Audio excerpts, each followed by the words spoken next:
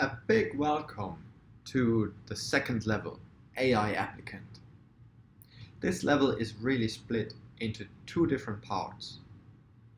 One of them is data handling, and it will lead quickly into the second part, which is creating your very first AI model. Now, data handling as such is incredibly important. It's hard to overestimate the importance of this. Because really, what your AI does and how good it is boils down to how well you have prepared the data that you're feeding into it. Data handling enables you to use much more data by making it into a format that AI can actually ingest.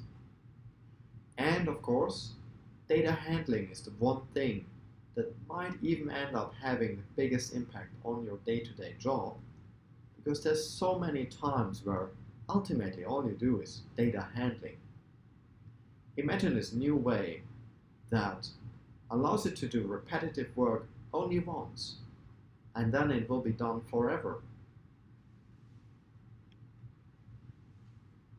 As the first part in this new chapter, we're looking at how to load some data and understand it and start our journey to preparing the data for ingestion of our AI model.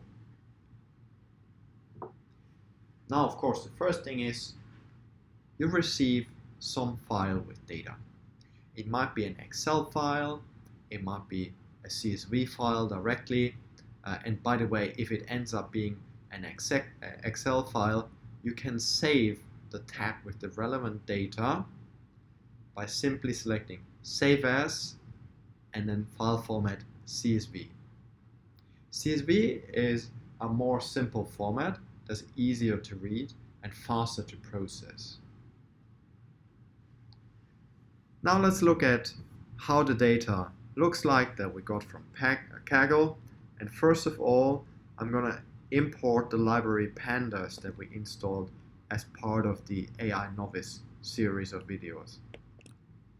So I executed that line, import pandas as PD, which means all the commands from the pandas library are now in this object PD, and I can refer to them.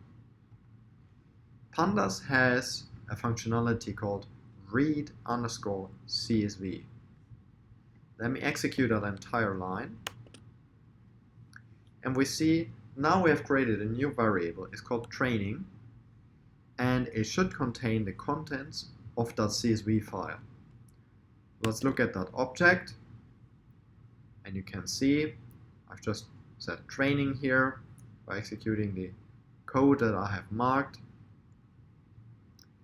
And again, we see, yes, that looks pretty similar to what would be in a table inside an Excel spreadsheet. So mission achieved. This is the first data that we have read, and we can already see there's some strange things going on here. For example, this NaN means no data available. Some of the variables are text. So we'll look much more into how can we change that data in the coming